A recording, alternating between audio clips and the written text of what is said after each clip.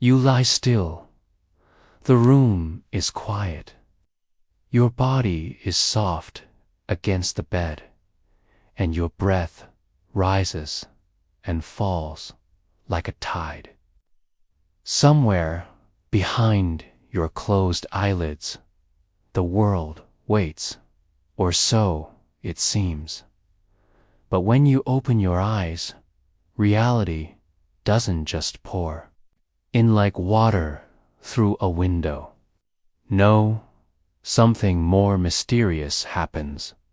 The world doesn't arrive fully formed. It is built. It is shaped, is imagined, piece by piece, in the quiet architecture of your mind. Your brain is not a camera passively recording the outside. It is more like a storyteller, a painter, a dreamer. The images you see are not raw truth, but gentle guesses drawn from flickers of light, past experiences, and an endless hum of electrical signals flowing beneath your skull. Right now, even in stillness, your brain is awake. It's preparing predictions, filling in gaps, deciding what to show you and what to hide. You think you're receiving the world, but in truth, you are creating it. This is the first secret of perception. Your experience is not a mirror, a mosaic, fragile, shifting, personal dot. Imagine this. You are in a quiet field. The wind touches your skin. A bird calls in the distance, and a patch of sunlight warms your face. These sensations feel direct, simple, and whole. But they arrive separately through nerves, through vibrations, through light. They are out of order. They are incomplete, and yet your brain weaves them into a story. It knits them into the moment. This takes time, but it means that everything you feel is a little delayed. Your reality is always a memory, ever so slightly in the past. Still, you don't feel the delay. You feel presence, continuity, smoothness. That's the illusion, and it's a beautiful one. This illusion is not a flaw. It is a gift of evolution, a survival tool. It edits, it enhances, it even invents. There is a blind spot in each of your eyes, a place where the optic nerve meets the retina and gathers no light at all. But you do not see a hole. Your brain fills it in, seamlessly, automatically. It paints over the missing space with nearby colors and shapes you don't notice. You never did. This is happening all the time. Your brain is not just capturing the world, it is correcting it, blending it, predicting what it should be. It's like walking through a painting that's being brushed one stroke ahead of your steps. This prediction making is quiet. It doesn't ask permission. You feel its result, not its process. The result is the world you believe you see, and you trust it. Of course you do. It feels real. But what if you saw this process not as deception, but as artistry? What if reality, your reality, was a masterpiece in progress? The painter is inside you, always adjusting the colors, always listening, guessing, choosing what to show. You are not a watcher. You are a co-creator. Now, let's shift. Close your eyes again. Notice how the world disappears, or does it? Even in darkness, your mind hums with light. Shapes appear behind your eyelids. Colors bloom. Memories stir. This inner world, imagination, is not separate from perception. It is made from the same neural cloth. The circuits that visualize your memories are the same that process vision itself. The mind makes little distinction between what is seen and what is imagined. The experience, neurologically, is close. You remember a loved one's face, and it glows in your inner eye. That glow is not metaphor. It is a flicker of actual brain activity. Now consider this. When you dream, your senses are silent. Yet, your brain builds entire realities. Streets, voices, sunlight, music. Without input, it still produces experience. This tells you something vital. Perception is not just a reaction. It is an action. You are never just receiving. You are always building. Even in waking life, this holds true. Imagine walking down a hallway in your home. You don't need to look at each door, each light switch, each corner. Your brain fills in the details. You're not seeing the hallway, you're remembering it into being. And that memory is shaped by habit, emotion, and context. Your feelings matter. They bend the lens. A tired mind sees differently than a rested one. A fearful brain exaggerates threats. A joyful one might overlook them. Even time slows or speeds, depending on attention and emotion.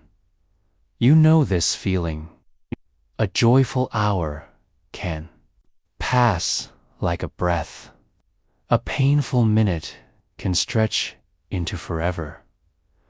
Your sense of reality is built not just from data, but from feeling, and feeling is born inside you.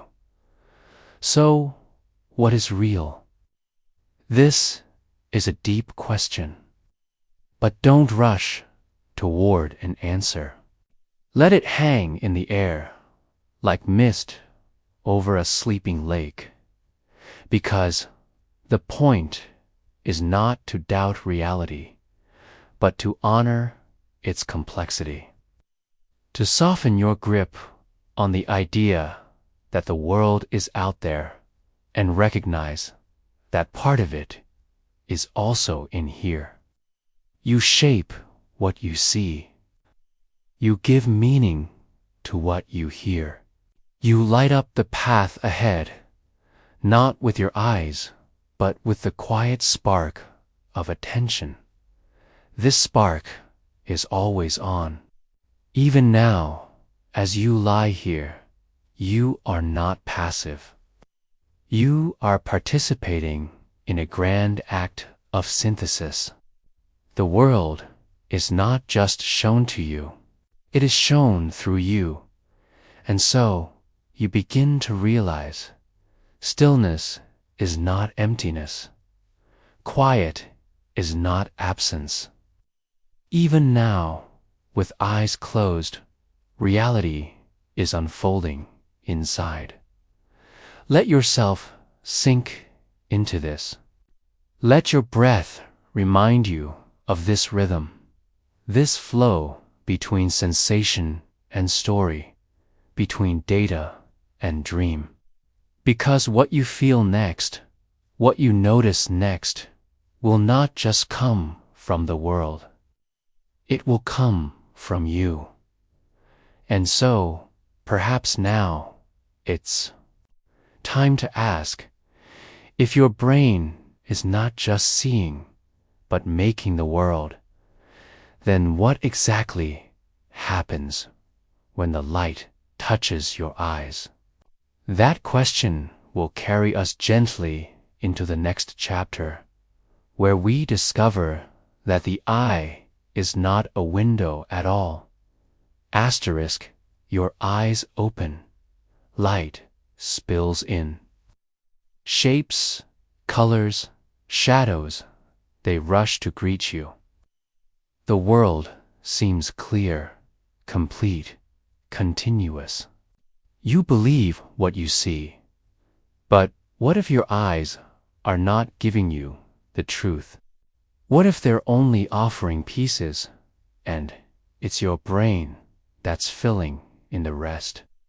Despite how it feels, your eyes are not tiny windows through which you passively view the world.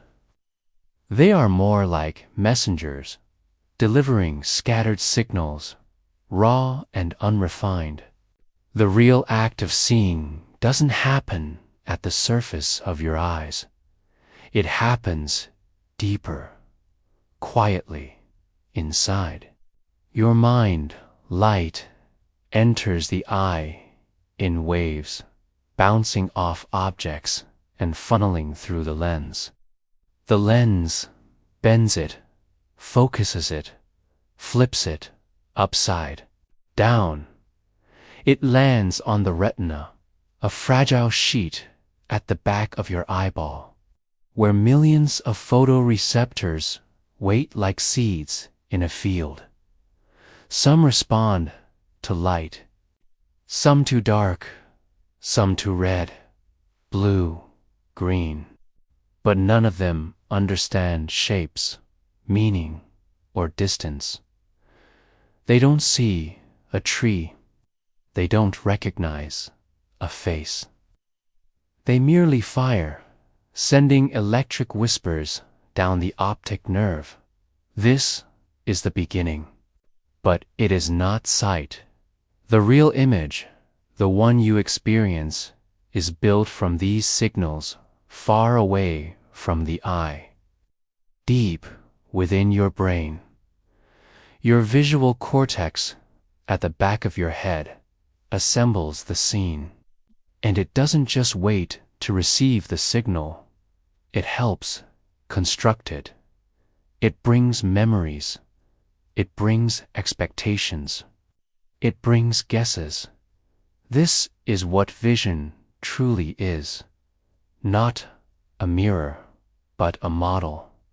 A model your brain creates in real time, moment by moment, from incomplete clues and a lifetime of learning. You never see the world as it is.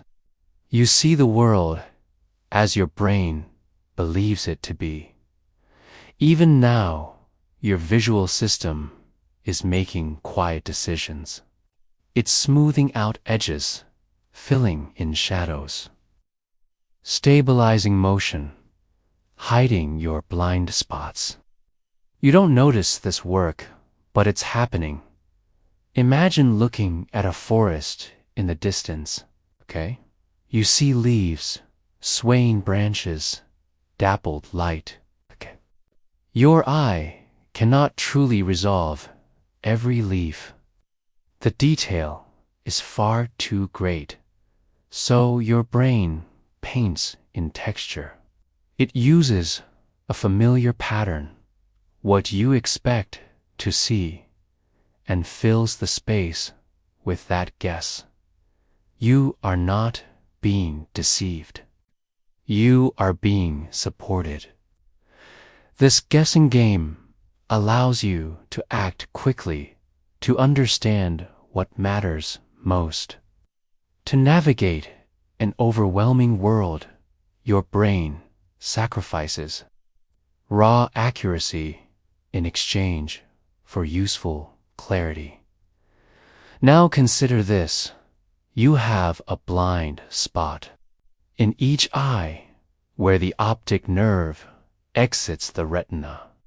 No photoreceptors live there. Light that lands in that zone disappears, and yet you don't see a hole in your vision. Why? Because your brain fills it in, not with blankness, but with best guesses. It pulls from nearby patterns, colors, and shapes. It completes the picture for you, automatically. This is not rare. It is constant.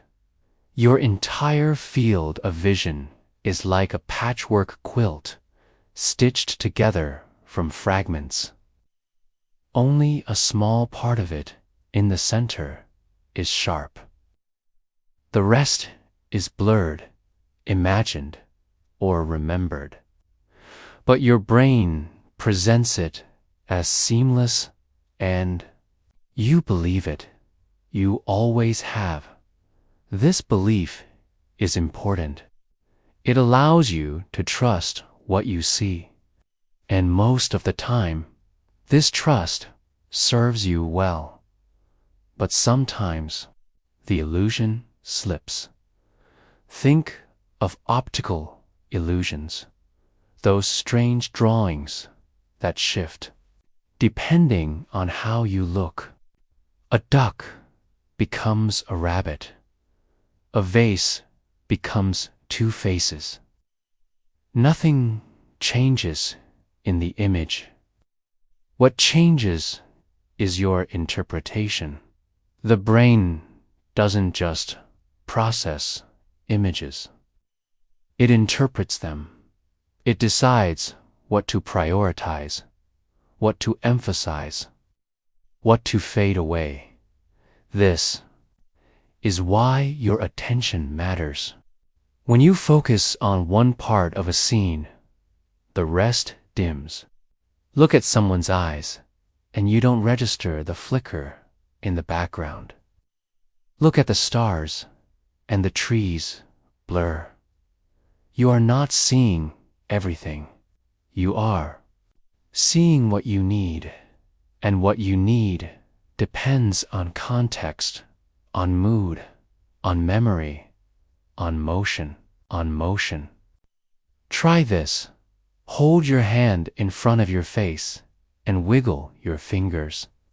Now, move your hand to the side, near your ear, and do the same.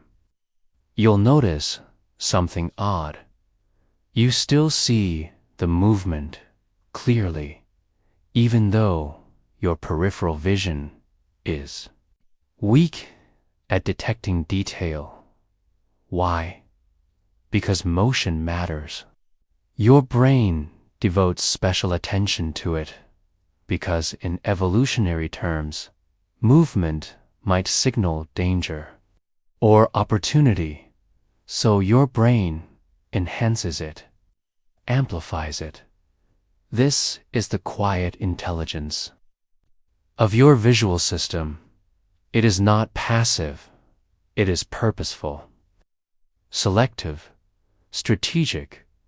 You are not looking at a fixed world. You are actively shaping what you see. And it goes further still. Even what you think you see can be changed by what you expect to see. In certain studies, people shown blurry images of faces in shadows often believe they are seeing threats, even if the face is neutral. The brain, primed by fear or uncertainty, fills in danger where none exists. Expectation becomes perception.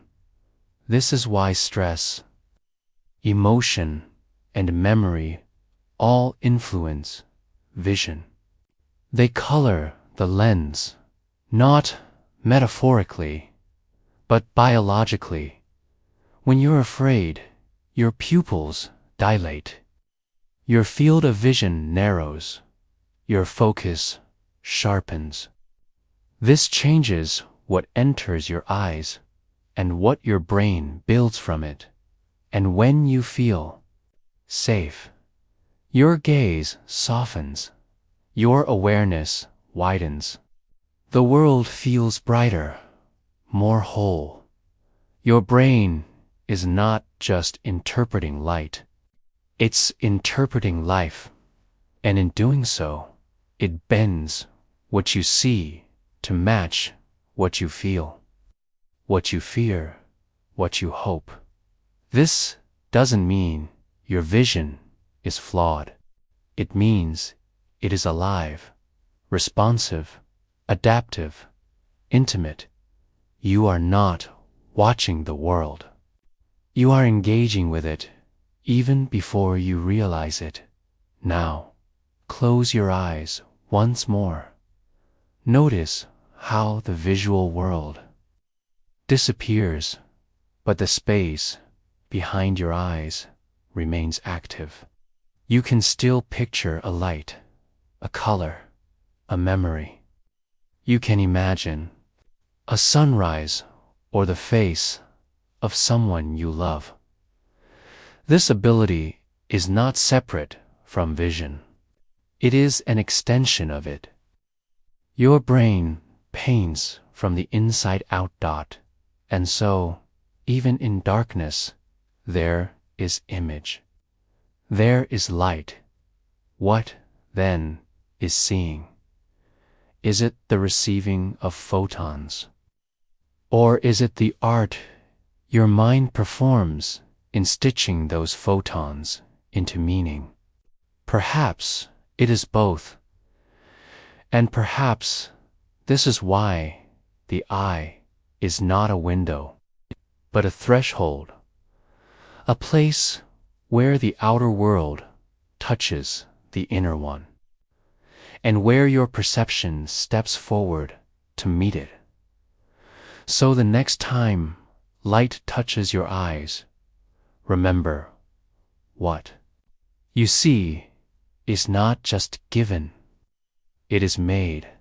And just as vision is crafted, so too is hearing, another sense you trust, another illusion you live by. But what is sound, really, once it enters your ears? And what does your brain make of the waves it finds there? That gentle question is where we now drift into the next chapter, and into the strange, invisible world of hearing. Asterisk, you lie in the quiet, wrapped in stillness. The room around you is silent, or nearly so. But even now, you're listening. Perhaps it's the faint hum of electricity in the wall, or the distant breath of wind, or the soft rhythm of your own heart ticking gently beneath your chest. But more than that, you are listening with your mind, waiting, noticing, hearing not just sound, but meaning. Because sound, like sight, is not what it seems. It begins as vibration, molecules of air pushed and pulled by motion. A voice, a step, a rustling leaf. These create ripples like a pebble dropped into a still lake. The air carries those ripples outward in all directions, invisible, weightless. But they are there. When these waves reach your ear, the journey begins. Your outer ear, curved like a seashell, catches the vibrations and funnels them inward. The sound travels through the narrow canal to your eardrum, a delicate membrane that trembles at the slightest touch. From there, the motion is passed on, deeper still, to 3 tiny bones: the hammer, the anvil, and the stirrup. They are the smallest bones in your body. They dance in precise rhythm, amplifying the wave and delivering it into the inner ear. Inside, coiled like a snail, lives the cochlea, a spiral chamber filled with fluid. Along its winding walls, thousands of hair cells stand ready, like reeds in a stream. As the wave moves through the fluid, different hair cells bend, depending on the frequency of the vibration, high or low, sharp or deep. These movements are transformed into electrical signals, and those signals begin the journey to your brain. But you haven't heard anything yet. Only when the brain receives these messages, decodes them, interprets them, attaches meaning, does sound truly arise. What you hear is not the wave. It's the story your mind tells about that wave. You don't hear vibrations, you hear footsteps, a whisper, a name, music, and sometimes your brain hears things even when there are no waves at all. Think of a song stuck in your head. You can hear it now, the notes, the rhythm, the lyrics, but no sound is entering your ears. The melody exists only inside you. Made entirely from memory, your brain is reactivating the patterns of sound. It's not a replay. It's a re-creation. This tells you something important. Sound is not out there. It's in here. Just like with sight, you are not just receiving the world. You are participating in its creation. Now consider language, perhaps the most complex sound your brain knows. When someone speaks, their voice arrives not as words, but as waves. Your brain must cut the stream into pieces, syllables, tones, pauses, and from those construct meaning. It must assign concepts to patterns, ideas to vibrations, and it does this instantly, fluently, without your awareness. When someone says your name across a noisy room, your ears may not have heard it clearly, but your brain recognizes the pattern and pulls it into focus. You hear what matters, not what's loudest. And that's the beauty of hearing. It is selective. Your brain filters noise, enhances signal, chooses what to amplify. That's why, in a crowd, you can tune in to one voice and ignore the rest. A phenomenon known as the cocktail party effect. Your attention acts like a volume knob, focusing the sound you care about and lowering the others. And yet, your brain still monitors the background, ready to shift if something changes. This balance between focus and awareness is always in motion. Even in sleep, your ears remain open. Certain sounds, A baby's cry, your name spoken gently, can wake you. While others, the hum of traffic, the creak of floorboards, fade into the dream.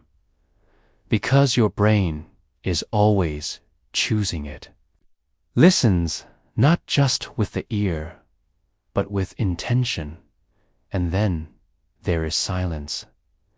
Even silence has texture. A quiet room is not empty. It's full of possibility. Your ears scan the stillness, alert to change. You may hear the soft crackle of your breath, the slow pulse of blood, the sound of your own swallowing, or something stranger, the faint ringing in your ears, tinnitus, a sound without a source, a whisper from the nervous system itself. Even in silence, the brain keeps building, and in that silence, other sounds arise. Imagined voices, remembered laughter, the echo of conversations long gone. You hear with more than your ears. You hear with your memories. Now, think of music. Music is pure vibration, but what it evokes is beyond physics. A certain chord brings tears. A melody lifts your mood. A beat awakens your body. Why?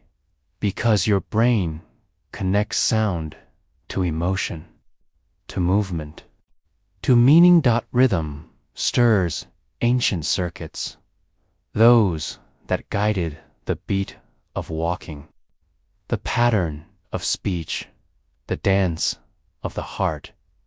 Your brain anticipates rhythm. It fills in the next note before it happens. When music surprises you with a sudden pause, a shift in key, it lights up those prediction circuits, releasing reward. Hearing is not passive. It's an act of forecasting. In fact, your brain often hears what it expects. In experiments, people mishear lyrics or speech if the brain predicts a certain word. These are not just mistakes. They are windows into the mind's creative power. What you hear is shaped by your expectations, your context, your beliefs. This is why two people can listen to the same song and feel something entirely different. The same sound, a different story, and this goes even deeper. Your voice, the one you hear in your head when you read, when you think, when you worry, is made of sound, too. But no sound leaves your lips. It's internal speech. A voice made entirely of memory and imagination. And yet, it feels real. You can hear the tone, the emotion, the echo of someone else's phrasing. This voice narrates your life, sometimes kindly, sometimes critically, but it's not coming from the world.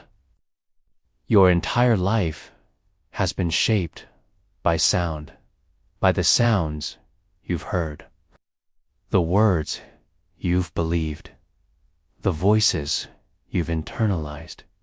Even now, as you lie here, your mind may whisper softly, shaping what comes next. And so you begin to realize sound is not just vibration. It is interpretation. it is emotion. Asterisk, it is memory, attention, imagination, all at once. You do not just hear the world. You translate it. You color it. You compose it, and when you do, when you assign meaning to the quiet vibrations of life, you are sculpting your reality, just as light becomes image and sound becomes meaning. So too does sensation deepen into feeling, and in that realm, your body begins to speak, not in words, not in pictures, but in quiet signals. From skin, from heart, from gut. That's where we go next, to explore how the body becomes the foundation of the mind, Your body lies still, resting, warm, alive. The outside world seems distant, quiet, but inside you, countless rhythms continue, soft and unnoticed. Your breath expands and contracts. Your heart thuds gently in your chest. Muscles release. Nerves whisper. This is where the mind begins, not in thought, but in sensation.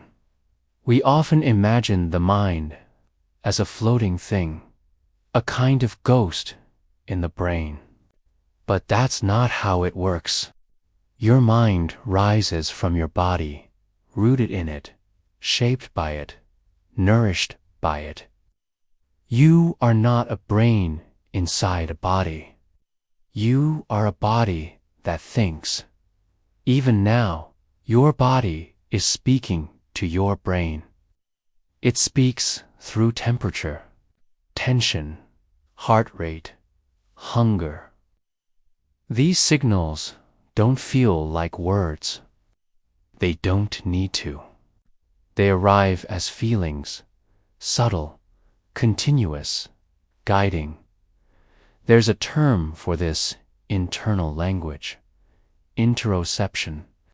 It means the sense of your inner state, how you know, without thinking, that your stomach is full, or your throat is dry, or your heart is racing.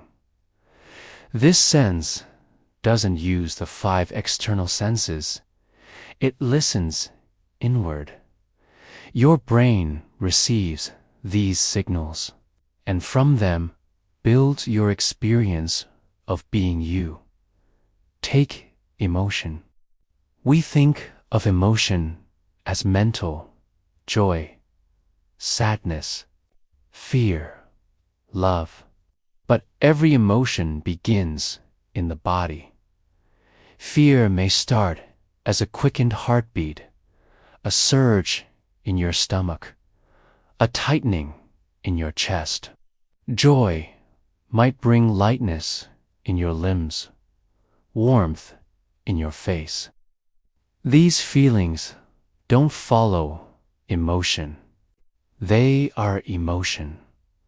Your brain senses these internal shifts and gives them meaning. The thud of your heart could mean danger or excitement, depending on context. Your brain reads your body, interprets it, and creates a feeling in this way. The body is the stage on which the mind performs. Even something as invisible as thought is grounded in the body. Studies show that your posture can influence your mood. Slouching can make you feel more tired, less confident. Sitting upright, breathing deeply, these send different signals, changing how your brain feels itself. And then there's the gut, Your gut is not just for digestion. It is lined with millions of neurons, so many it is sometimes called the second brain. This neural network communicates with your brain through the vagus nerve, sending information about your state, your nutrients, your stress. The gut produces neurotransmitters too, like serotonin, which helps regulate mood. In fact, most of the serotonin in your body is made in the gut. This connection is constant. It's why anxiety can cause nausea. Why comfort foods bring not just taste, but calm. Your gut and brain are in dialogue, even when you don't notice. And your heart, it does more than pump blood. It carries rhythm. When you are calm, your heartbeat is steady, flexible. When you are anxious, it grows rigid, fast. Your brain listens to this rhythm and adjusts your thoughts accordingly. You can feel this. Think back to a moment of panic, your heart pounding, your breath shortening. You couldn't just think your way out. The body had taken the lead. But this works both ways. Just as your body shapes your mind can shape your body. Slow, deep breathing tells your brain that all is well.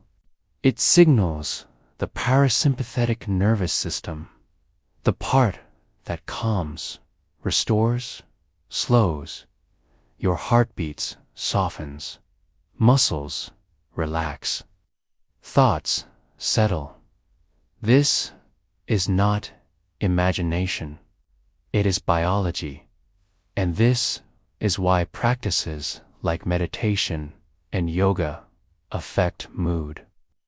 They don't quiet the mind from the top down. They calm the body, and the body, in turn, calms the mind. You are not a thinker in a body. You are a thinker through a body. Touch is another doorway. Skin is your largest organ. It contains thousands of receptors for pressure, for temperature, for pain, for gentle caress. When someone holds your hand or strokes your arm, your brain releases oxytocin, the bonding chemical. You feel safer, softer, more connected. Even a light touch can shift your physiology, lowering stress hormones, slowing the heart. Your skin listens and your mind responds. Now, think about movement. Movement isn't just for getting from one place to another.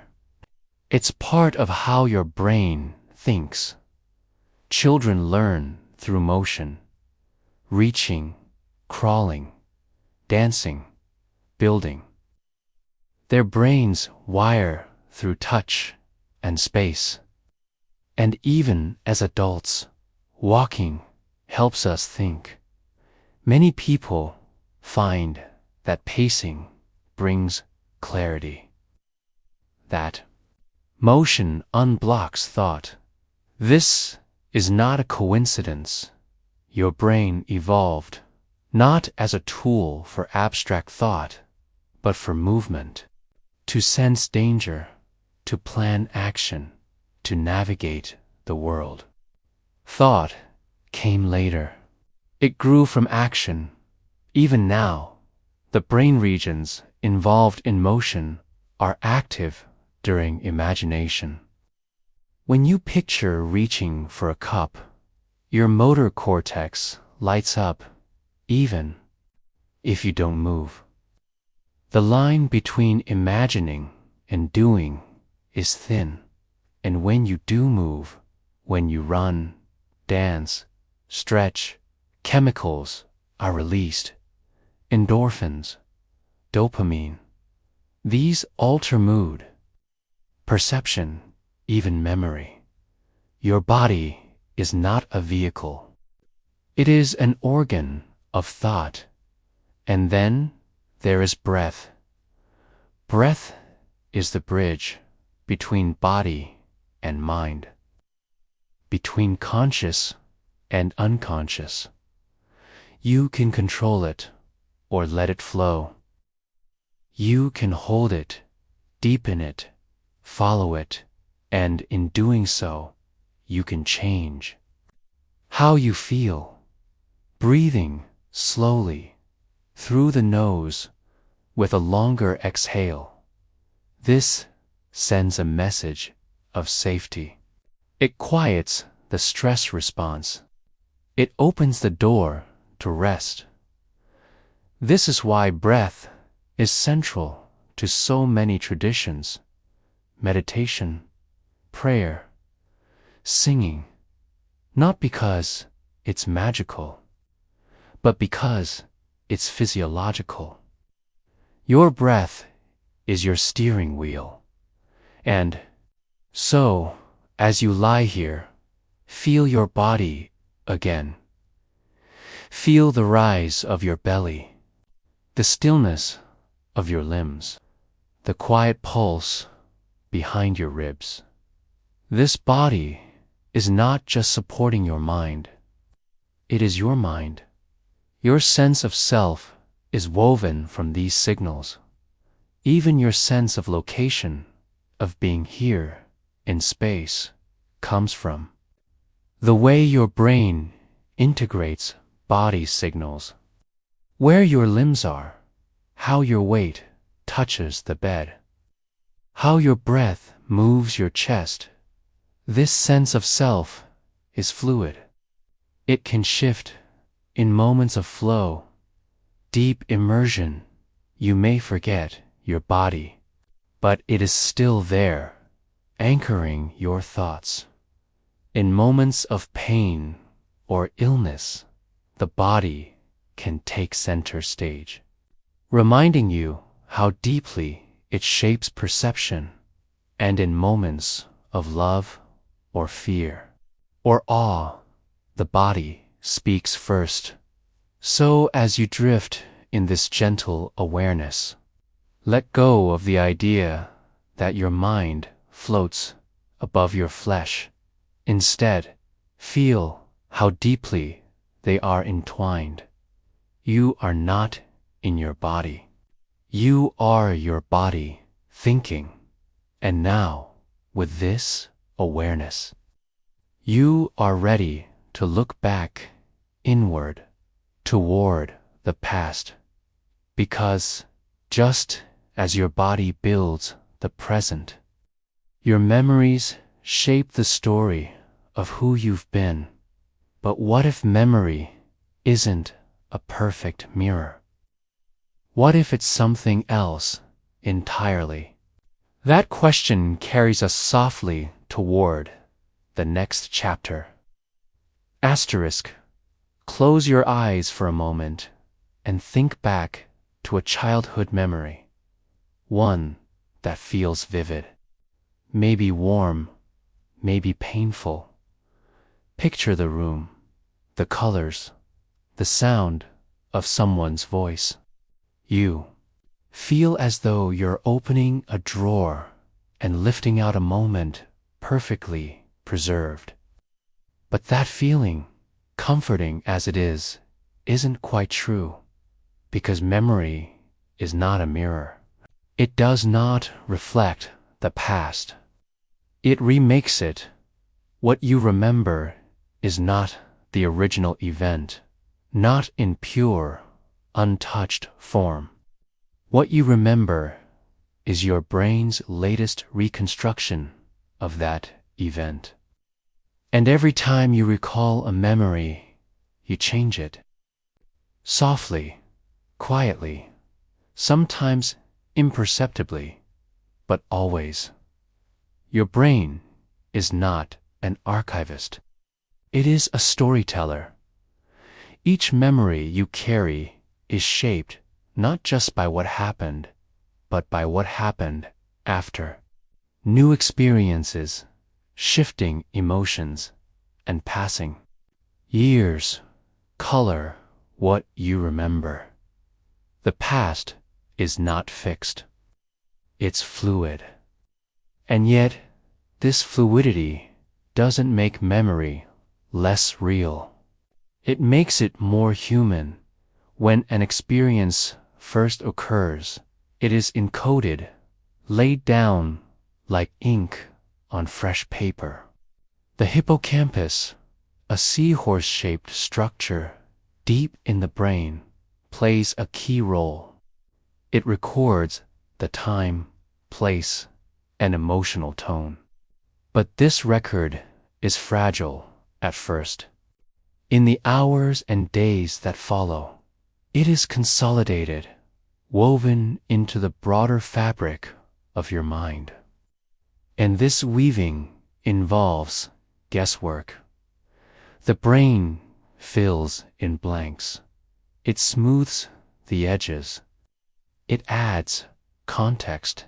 If you were frightened, your mind might exaggerate the danger.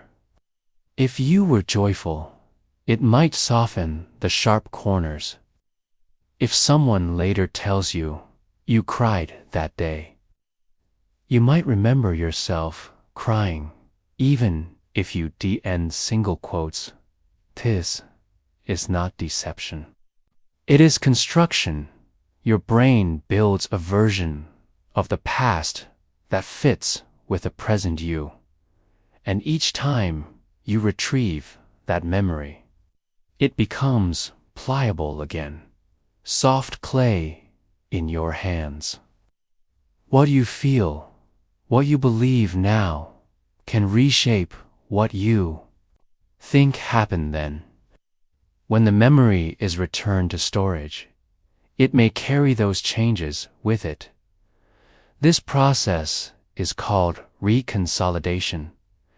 Asterisk, it means memory is always alive, always open to revision. And though this may seem unsettling, it is also what allows memory to heal. A painful event can, over time, be softened. You may come to see it differently, not as a wound, but as something that shaped you. The facts may not change, but their meaning does. In this way, memory is not just a record. It is a lens. Through it, you understand not only the past, but who you are today. Identity is not a fixed photograph. It is a movie, unfolding moment by moment, frame by frame. And yet, the illusion of stability remains. You look back at a childhood birthday and say, "That was me." But the person you are now thinks differently, feels differently, dreams differently. Still, you feel the thread, a sense of self that connects then and now. That thread is woven from memory. Even false memories can feel real. Asterisk, asterisk. In studies, people have been led to believe they saw a word that wasn't on a list simply because it fit the theme, or that they visited a place they never went because someone described it vividly. These memories aren't lies. They are the brain's best attempt at coherence. The mind seeks meaning over precision, and that, too, is a gift. Imagine trying to store every detail of every moment, the exact hue of every leaf. the precise angle of every glance, you'd drown in information. Instead, your brain keeps what's useful, what's meaningful, what fits the narrative. You don't remember the thousands of steps you took last week, but you remember the walk where you felt peace, or the one where you made a decision. Emotion tags the memory. It says, keep this. And so your memories are not just files. They are landmarks, islands in the sea of time.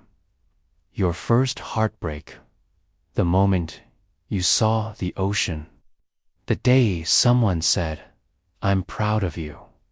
These shape you long after they're gone.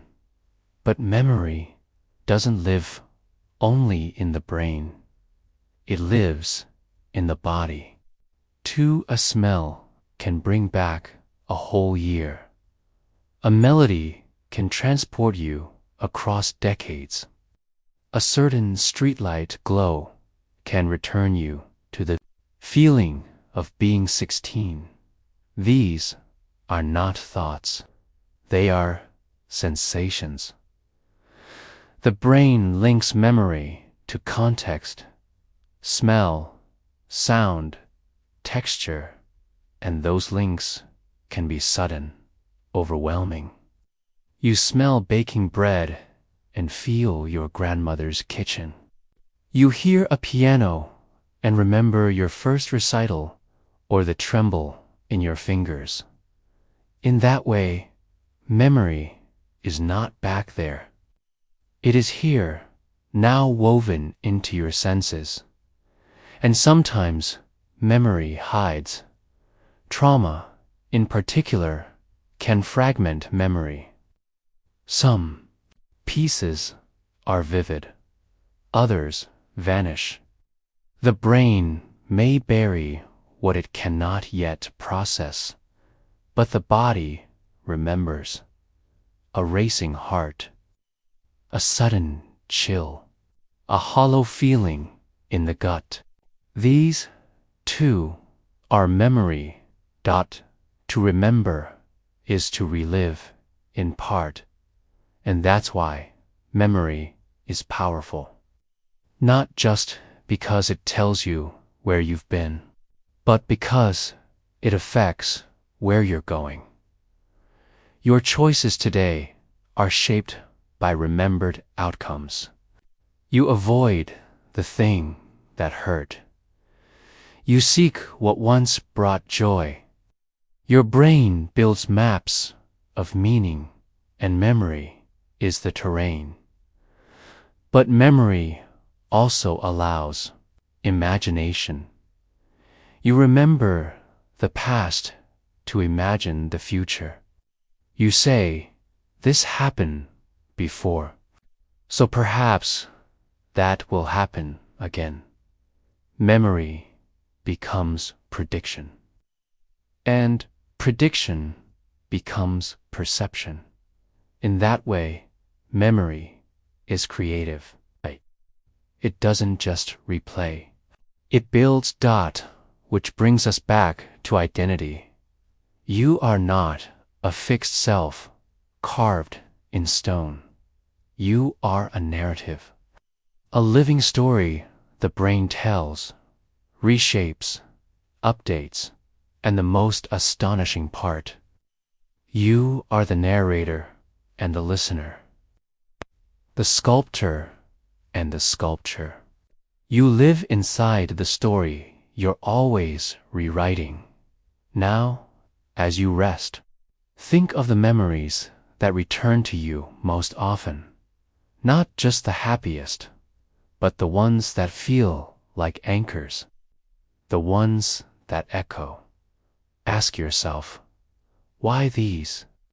Because these are the memories your mind has chosen for now to define you.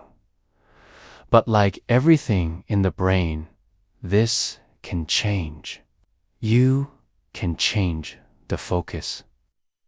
You can reshape what you carry, and in doing so, you begin to see that memory is not the past. It's the bridge from past to present, and on that bridge, emotions walk with you. They don't just accompany memory, they tint it, guide it. They color every page of the story you call your life, which is where we now gently turn toward the force that colors everything, emotion, asterisk, you lie in stillness. Yet within you, something stirs, subtle, warm, alive. A tension in your chest, a softness in your belly, a shimmer beneath your skin. It has no name at first, but it's there, emotion. You are never without it, even in quiet moments like this. Even in rest, your emotional landscape is alive. It shapes your thoughts, your attention, the very way the world appears. Emotions are not interruptions to thought. They are not obstacles to reason. They are the background lighting the invisible hue that colors everything.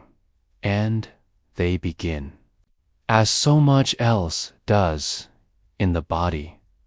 Your heart rate rises or slows.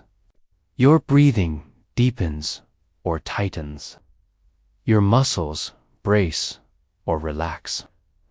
These physical shifts whisper to the brain, and the brain listens. Then, from those sensations, it composes a feeling. That feeling might become a word. Sadness, excitement, anxiety, peace. But long before the label, the feeling is already doing its work. It is guiding your attention, shaping your choices, changing what you notice and what you miss. Imagine you are walking through a forest. If you are calm, you may hear the birdsong, see the colors of leaves, smell the wet bark of trees. But if you are afraid, you may hear only the snap of a branch and imagine danger in the shadows. Your emotion narrows your lens. It sharpens certain details to protect, but it also filters. This is how emotion works. It selects, it tells your brain what matters most. It highlights one part of the picture and dims the rest. And it does this so smoothly, so quietly, you often don't notice it's happening. Fear, especially, is a powerful filter. It speeds up your heart, sharpens your senses, focuses your thoughts on threat. It can be helpful, life-saving, even. But fear is also a distorting glass. It can make small problems feel enormous. It can make neutral faces seem angry. It can make you certain of things that are not true. Fear isn't lying. It's protecting, but it is not always right. Joy, on the other hand, opens the view wider. It softens tension, loosens focus, and lets in more possibility. In joy, you see the big picture. You take risks. You create. You feel safe enough to explore both. Fear and joy evolved to guide your actions. Neither is good nor bad. They are tools, but they shape perception in different ways. And this shaping runs deep. Even logic, the part of you that seems untouched by emotion, is not separate. Emotions help you decide what matters. They weigh the value of outcomes, the urgency of problems. Without emotion, logic has no compass. People with damage to emotional centers in the brain can still reason perfectly, but they cannot choose. They struggle to decide what to eat, what to wear, where to go. Not because they don't understand, but because nothing feels more important than anything else. Emotion gives weight to thought. It grounds reason in feeling. Now imagine making a memory. Emotion is the ink. The stronger the feeling, the more deeply the memory is etched. That's why you remember where you were during joyful news or moments of loss. Emotion anchors time, and in relationships, emotion becomes language.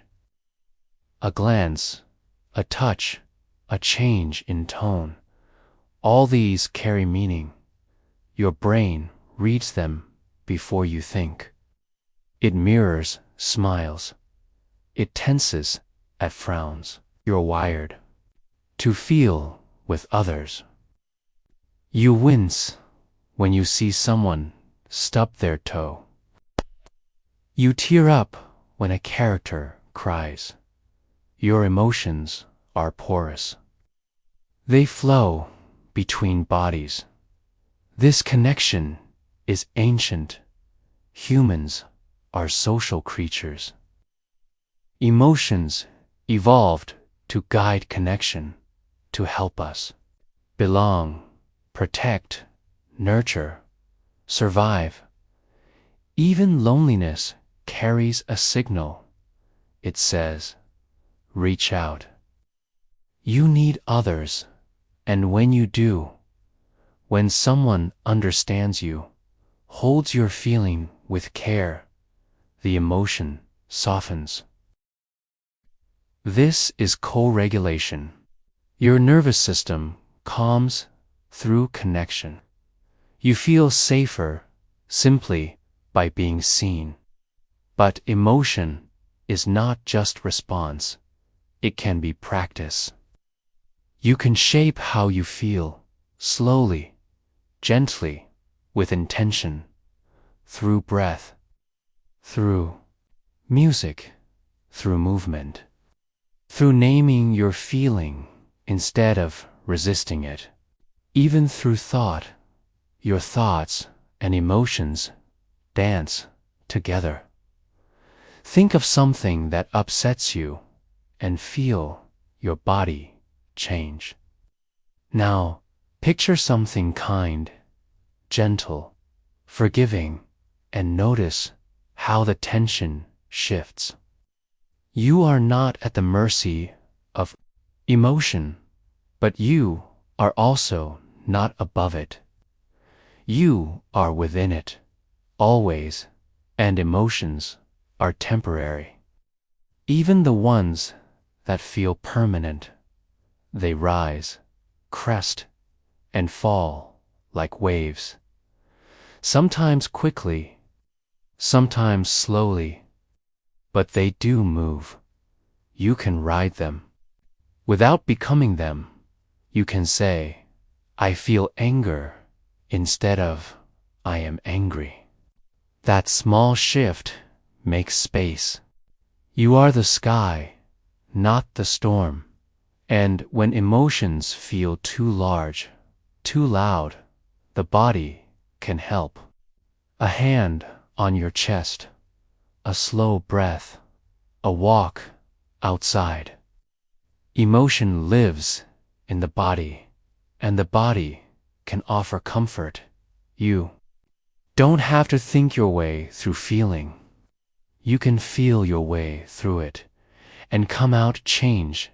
So, as you rest here now, ask gently, what am I feeling? Where does it live in my body? What might it be asking of me? Asterisk, you don't need to answer. You only need to notice, because noticing is the first form of care. And when you care for your emotions, even the hard ones, they begin to soften. They show you what matters. They guide you home. You are not just thinking your way through the world. You are feeling it, moment by moment, color by color, breath by breath. And where your emotions focus your attention follows, what you notice becomes your reality, and what you miss may never enter your world at all. Which leads us softly, curiously, into the quiet power of attention. There is a space behind your eyes, a quiet, watchful center where your attention rests. And wherever it points, the world blooms into detail. Right now, it might be resting on your breath, or the weight of your body, or these words gently arriving in your mind. But all around, countless things remain unnoticed. The rhythm of your heartbeat, the quiet hum behind silence, the millions of signals your body absorbs but never speaks aloud. This is the miracle and the mystery of attention. It is the narrow beam of light in a vast, shadowed world. It shows you what is here, what is important, what is real, and everything else fades. You often think you see everything, but you don't. You see what you're looking for. You hear what you're tuned to, and your attention not. Your senses determines what the world becomes. Your brain is flooded with far more information than it can use. So it filters, it selects, it chooses what to highlight and what to leave in the dark. That's not a flaw. It's a necessity. Without attention, you'd drown in sensation. With it, you build a world. Think of walking into a crowded room, hundreds of voices, dozens of lights, movements, faces, smells, textures. But your attention latches onto one person, the friend waving across the room. And suddenly, the noise blurs, the room sharpens. Your world narrows to what matters most. Or think of driving your hands on the wheel, your eyes scanning the road. Suddenly, a squirrel darts across your path. Your attention shifts in a snap. Your body tenses. The car swerves. You react before you think. This shift is fast and powerful. And it's not just about survival. It's about shaping perception. What you attend to, you experience more fully. What you ignore begins to vanish. Even memory is shaped this way. You don't remember everything that happens, only what attention marks as meaningful. And over time, attention becomes habit. What you focus on today becomes what you see more easily tomorrow. Your brain rewires itself around your attention. This is called neuroplasticity, the brain's ability to reshape its own pathways. When you attend to something over and over, a sound, a movement, a feeling, your brain strengthens the circuits that hold it. Like carving a deeper path in sand, attention leaves a groove, and so your world becomes shaped not just by the world, but by how you pay attention to it. Emotion plays a role here. Fear draws attention tightly inward. Joy opens the lens. Wide, anxious thoughts loop, pulling your gaze to imagined threats. Peace allows space for others, for color, for possibility. Even culture shapes your attention in some cultures. Children are trained to notice group dynamics, how others feel, how to move in harmony in others. Children are taught to focus on goals, tasks, personal achievement. Attention isn't just biology. It's learned, and because of that, it can also be changed. Meditation is one way. In meditation, you practice holding your attention gently on something small, the breath, a sound, a feeling. And when the mind wanders, as it always does, you return without judgment.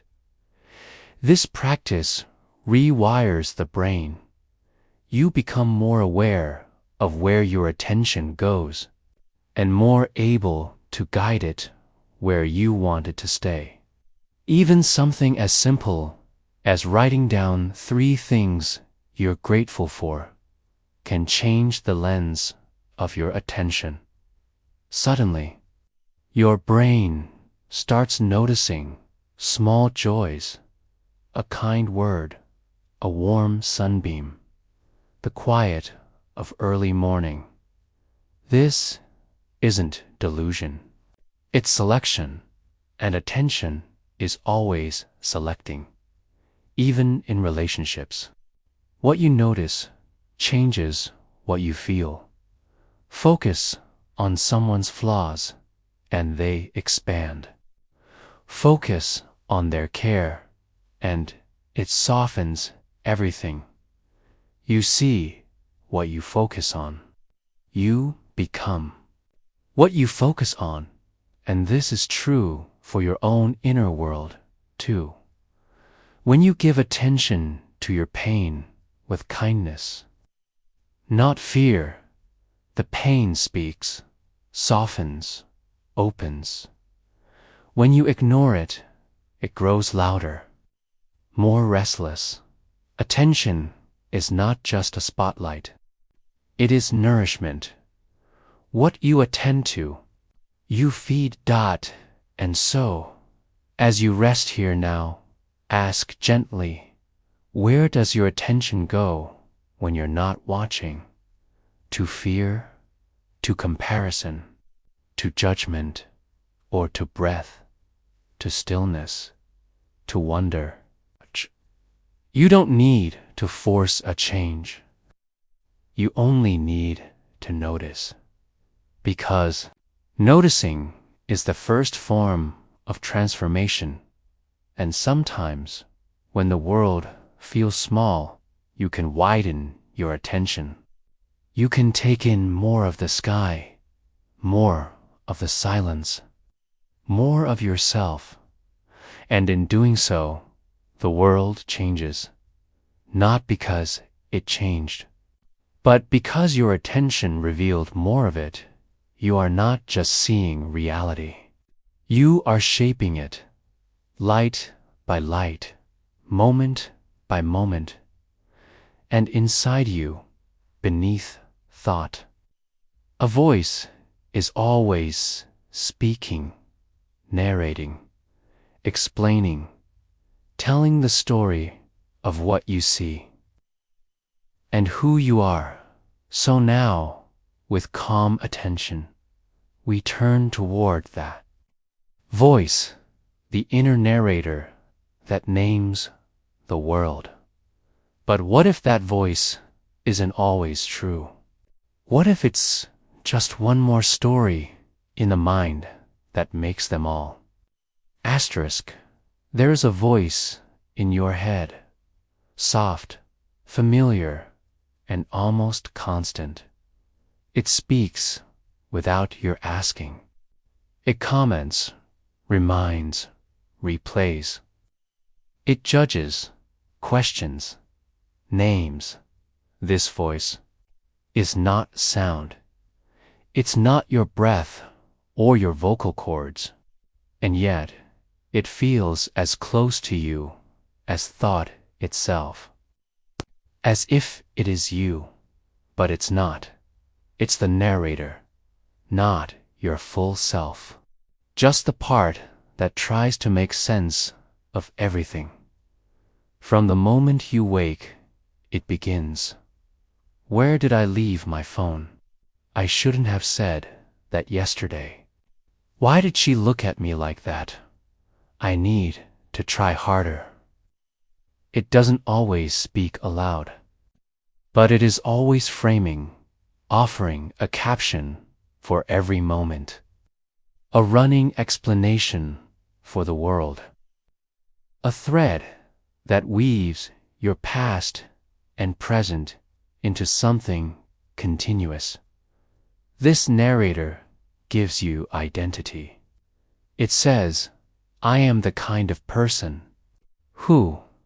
It helps you remember, reflect, decide, but it also sometimes misleads. It fills in blanks with fear. It loops stories that are no longer true.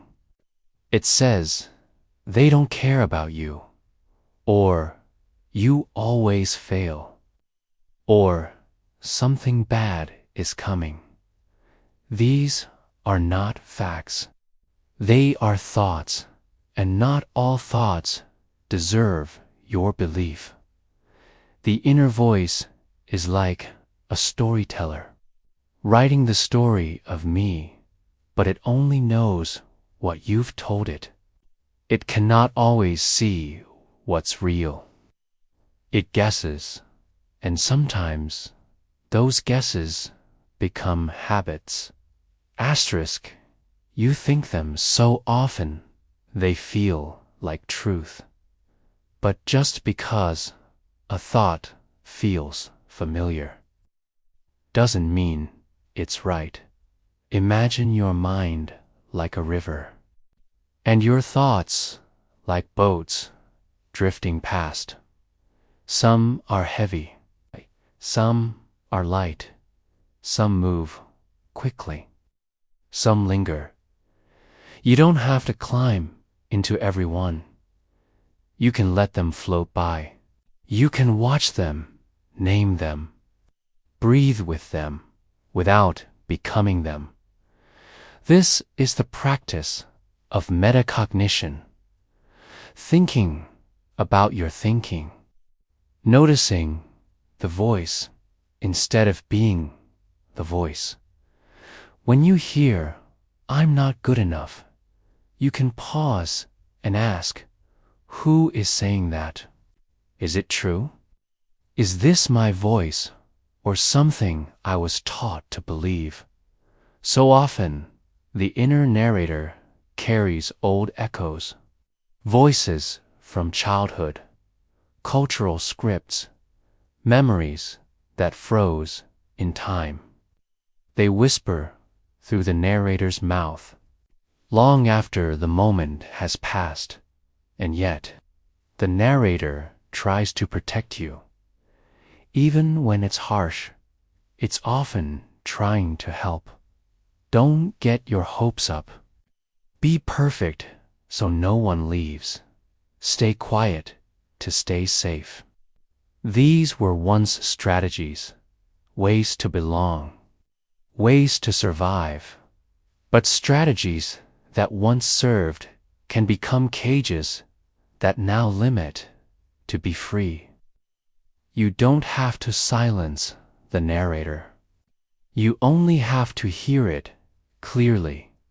Begin by noticing tone. Is it kind? Is it frightened? Is it stuck in a pattern? Then notice content. Does this thought reflect the present, or is it dragging the past into now? Does it open your heart or tighten it? Remember, you don't need to fight the voice. Just notice it. Name it. Breathe. Because with awareness, you begin to choose.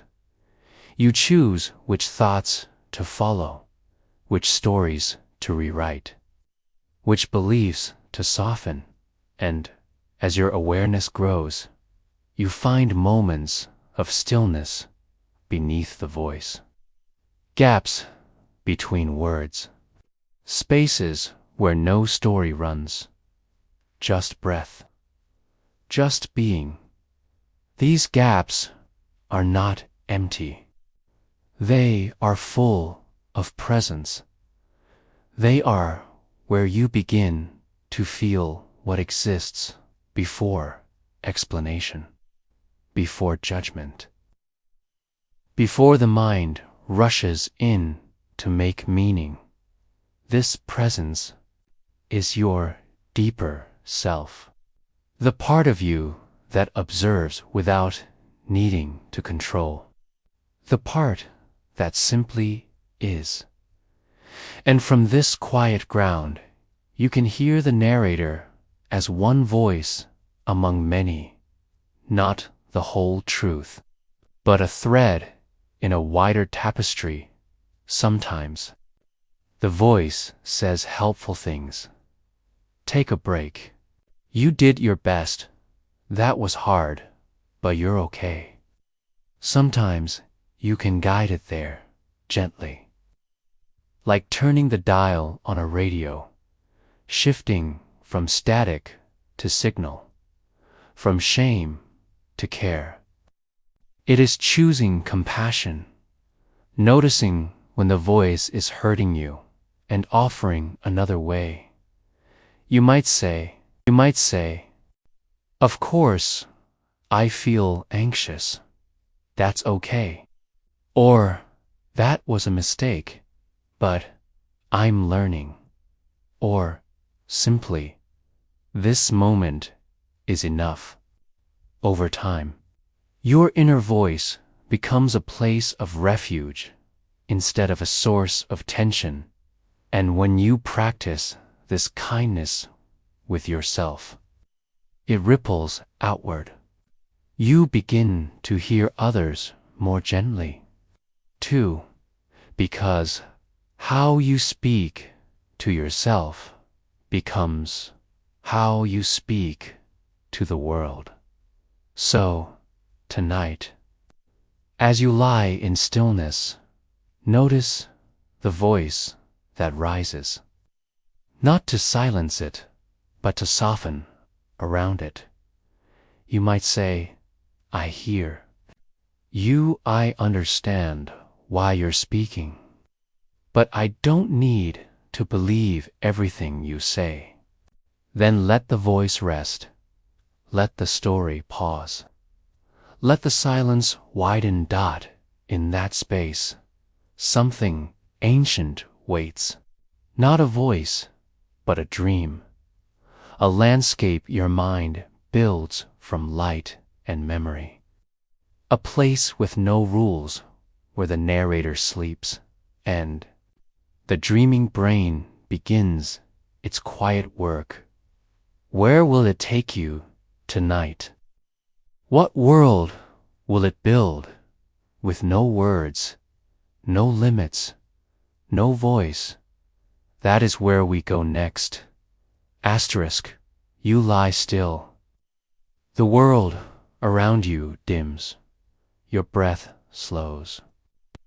your body softens, and then, like a quiet wave washing over your mind, you begin to dream.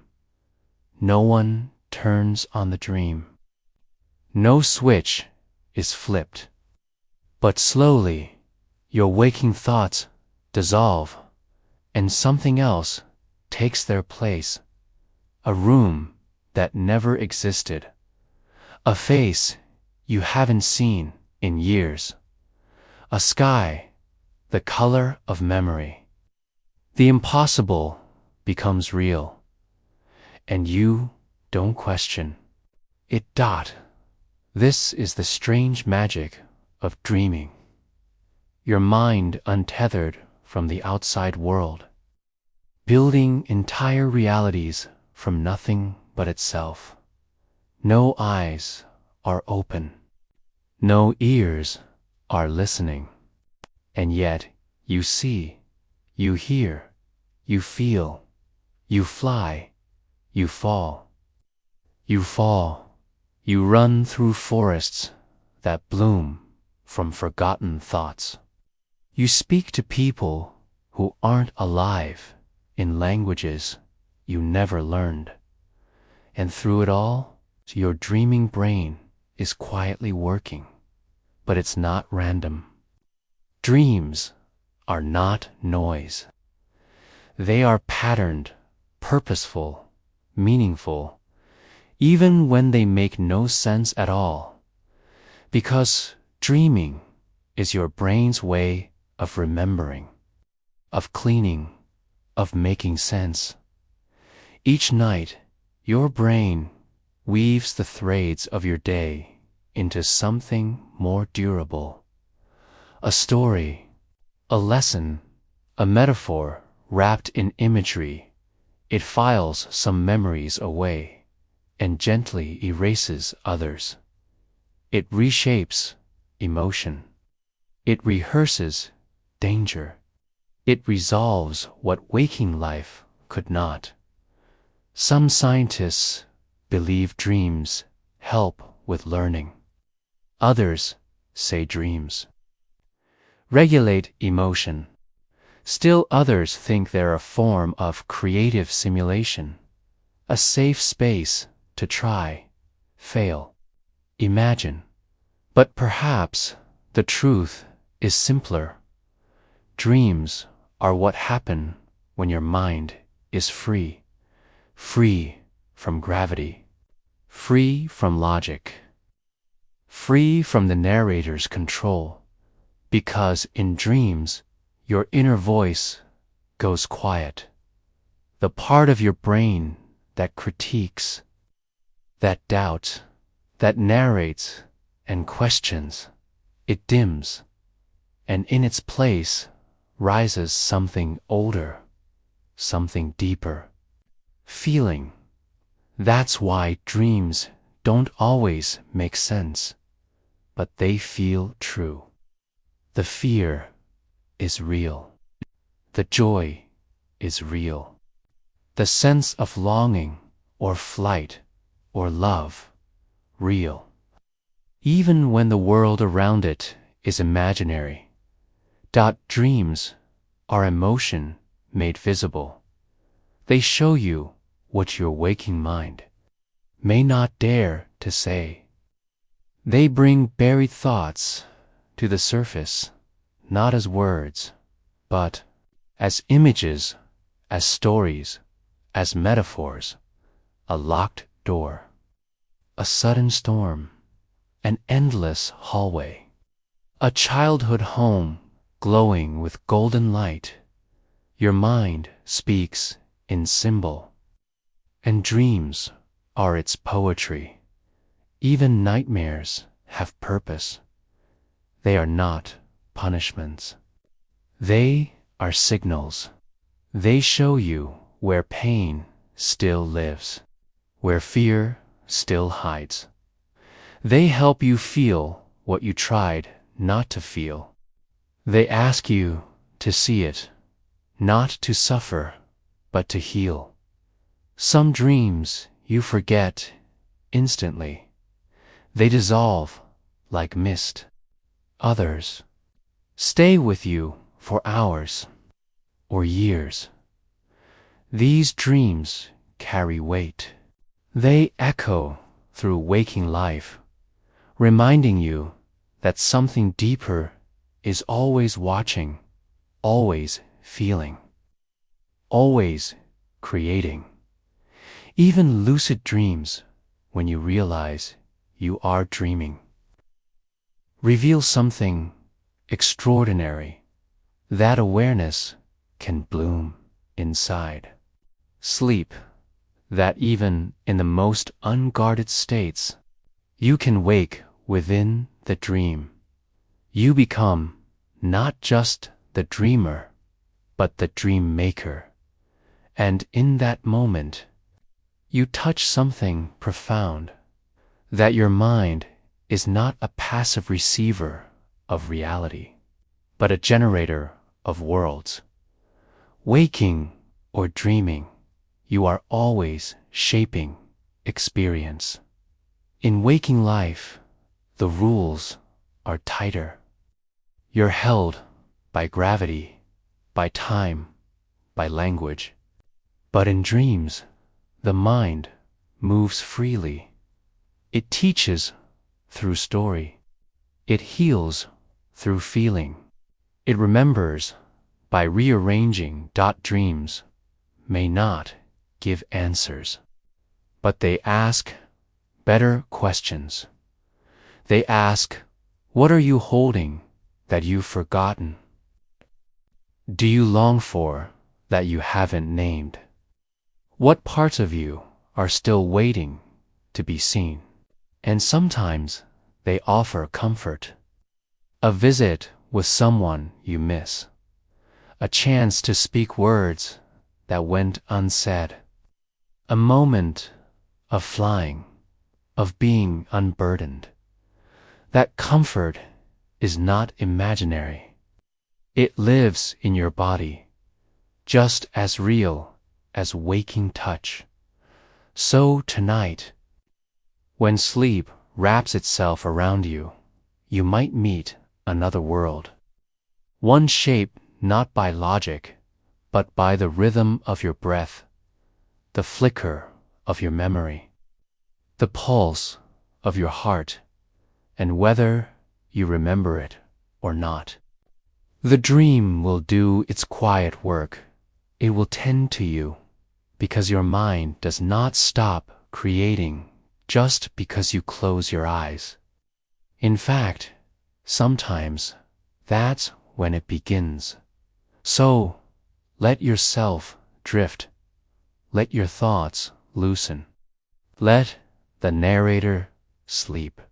Let the dream rise. And when it does, notice the softness of it. How everything feels like it's floating. How time slows. How even fear becomes a story told in fog and light. You are not lost in the dream. You are being gently carried, and just beyond the edge of dreaming, in the place where sleep turns to wakefulness and mind turns to meaning, a new question stirs. What if even waking life is a kind of dream? What if what you see, what you hear, what you feel and remember is not just received, but predicted? Asterisk, you open your eyes. The world seems to arrive instantly. Colors, shapes, sound, light, a cup on the table. A familiar room already understood. But before your eyes even fully registered the scene, your brain has already guessed it.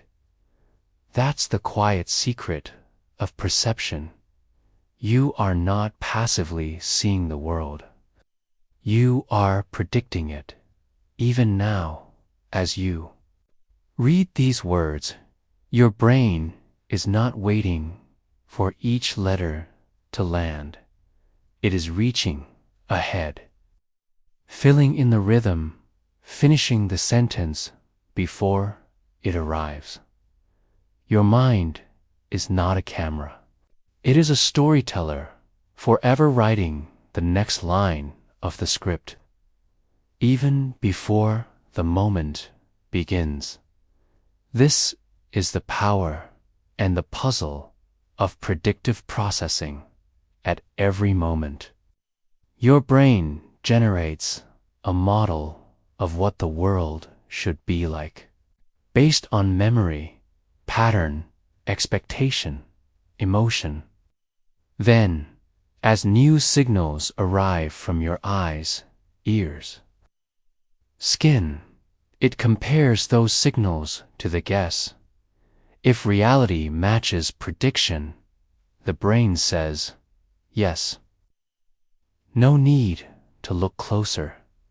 If reality doesn't match, if something surprises you, confuses you, jolts you, the brain updates the model. A quick revision, a reweaving of the thread. This loop between guess and correction, between imagination and reality, runs constantly. And it's not just about vision. You predict sounds, the tone of someone's voice, the next note in a song. You predict touch, how the floor will feel beneath your feet, how much effort it will take to lift a spoon. You even predict yourself, what your heart should feel like, what your breath should be doing, how you should feel in this moment. Asterisk, and when the real input matches your inner expectation, you feel calm, stable, at ease. But when there's a mismatch, something interesting happens. You feel it, that twinge of dizziness, that strange discomfort, that moment of wait, something's off. Prediction errors are how the brain learns. They're not failures. They're fuel. They help refine the map, tighten the lens, update the model. Imagine walking in a forest. You expect the ground to be solid. Then your foot sinks slightly into soft moss. Your brain notes the change, adjusts the next step. The forest becomes just a little more real. This constant revision is invisible, but it is the heartbeat of perception. It's what allows you to move, to speak, to live fluidly in the world. But sometimes the guesses become too rigid. The brain says, this is how the world is. This is who I am. This is how others see me. And when reality doesn't match, the brain resists. Asterisks, it ignores, or denies, or reshapes perception to fit the old model. This is where bias lives. Trauma echoes where belief holds too tightly, because to update a prediction requires admitting, I might not be right. But there is grace in this admission, because it means you are not fixed. You are flexible. Your brain is not a locked room. Asterisk, it is a river, forever flowing, correcting, responding. And that flexibility is what allows you to grow. Even in perception, even in what feels real, you are constantly relearning. A friend smiles, but the smile seems forced. You update your prediction of their mood. A song you once disliked now moves you. The emotional model has shifted.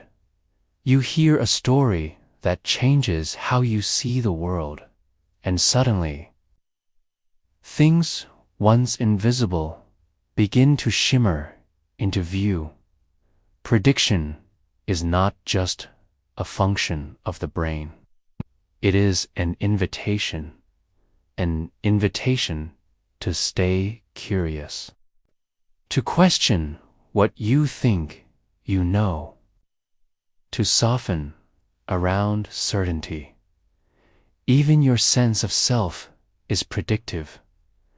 You expect to feel a certain way. You expect certain emotions in response to certain triggers. But when you react differently, when the expected feeling doesn't arrive, you're startled. You begin to wonder, am I changing?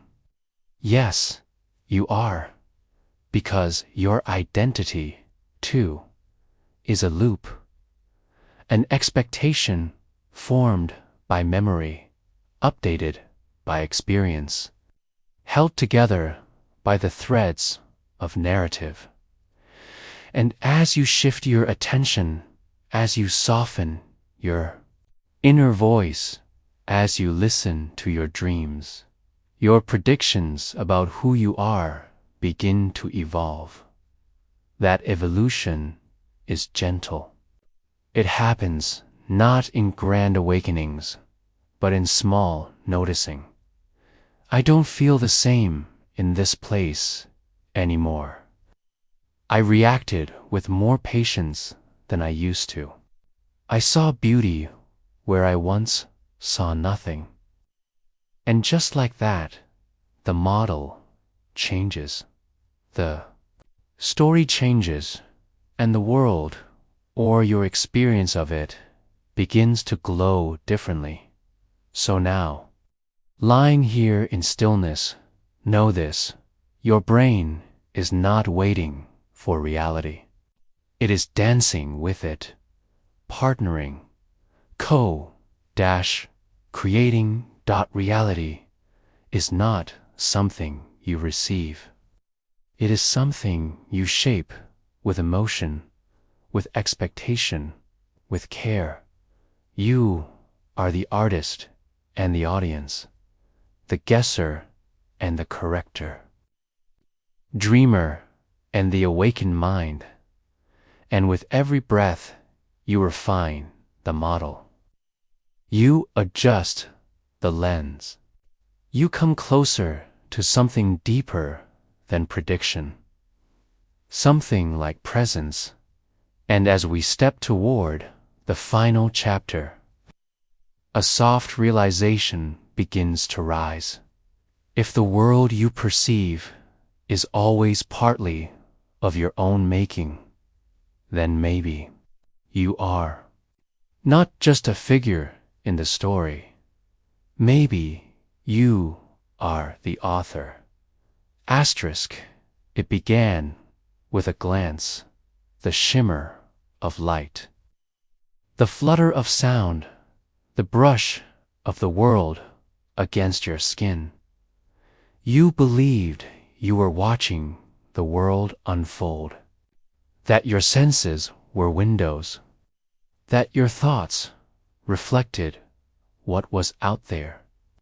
But now, you know, the world you experience is not simply received. It is built, moment by moment. Your brain constructs reality from the inside out, a masterpiece, composed of memory, emotion, prediction, and sensation. You are not a witness to the universe. You are a participant in its creation, a silent author shaping the pages with breath and attention, and far from making life less real.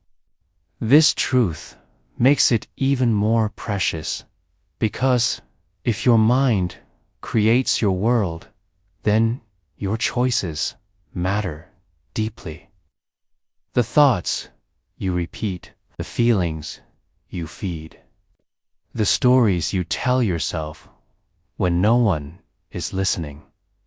All of it, the inner weather of your mind, becomes part of the atmosphere you move through.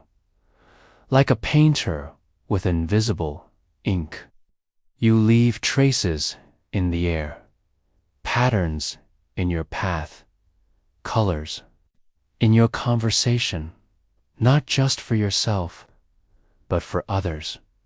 Because your illusion is not solitary. Every human mind constructs its own world, but we meet in the middle.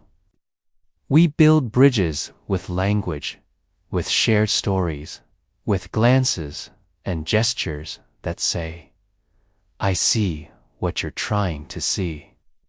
And when two realities overlap just enough, something soft and sacred happens. We feel understood.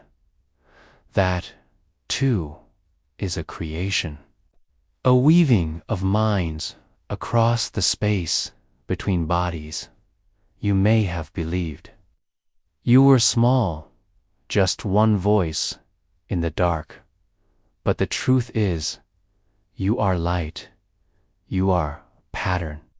You are the entire sky of your own perception, and you touch more than you know. Your laughter changes the room.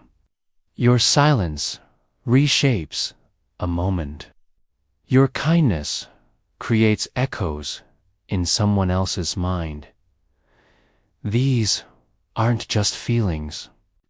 They are neurochemical events, rippling through bodies, rewiring beliefs, retraining what someone expects of the world. A single moment of compassion can redraw the map inside another person's brain. This is not magic. This is neuroscience. You don't have to understand every detail to feel the weight and the wonder of it. The illusion is not a trick. It is a dance. You see only part of the world, but you color it in with your past. You hear only fragments, but your brain composes a full song. You live inside a prediction, but you can choose to revise it. And so, this dream you live in, this body, this mind, this story is yours to shape. You are not trapped inside it. You are writing it, line by line, and the pen is your attention. What you focus on becomes your foreground. What you ignore fades into the mist. The way you speak to yourself becomes the tone of your narrative. The way you treat others becomes part. You are not just a passenger.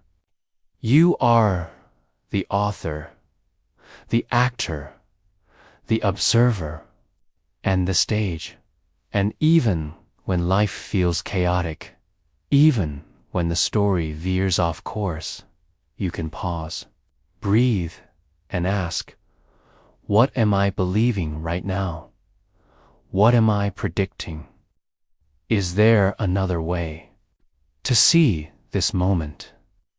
And in that pause, the illusion softens. You see the scaffolding of thought, the brushstrokes of perception, the quiet threads that hold together what feels like truth. And you remember, nothing is fixed. Even the most persistent stories I'm not good enough. Nothing ever works out. I always ruin things. Are just predictions, just habits of thought. They can be rewritten. You can shift the tone. You can turn the page. You can begin again. And beginning again does not require grand change. It begins with a breath, with a noticing, with a whisper. Maybe this isn't the whole story, because it never is. Your mind sees only what it has learned to expect. But your heart, your deeper knowing, it can feel what lies beyond the expected.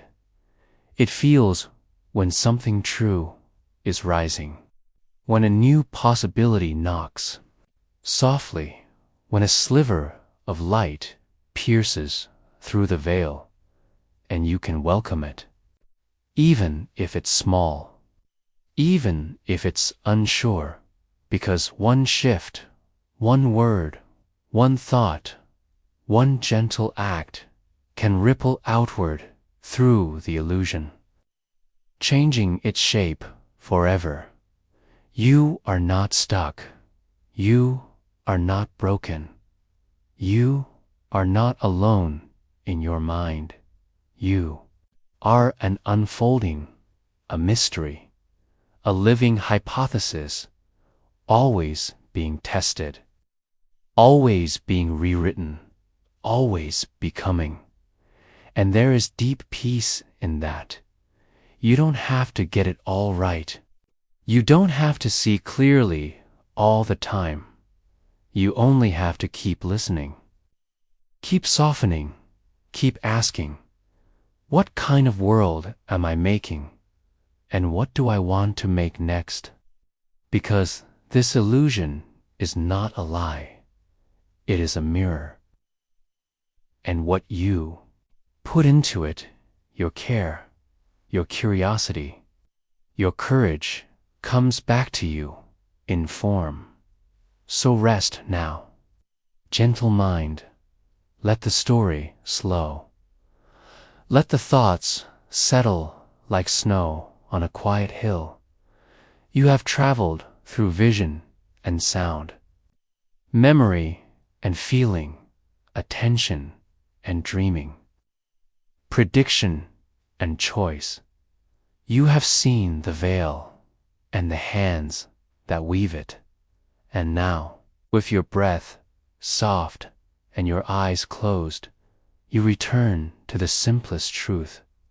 You are the author. You are the brush. You are the page. And in this moment, you are free to imagine a softer world, a kinder world, a world born not of fear, but of wonder. Good night, Creator. The dream continues, but now you know it was always yours.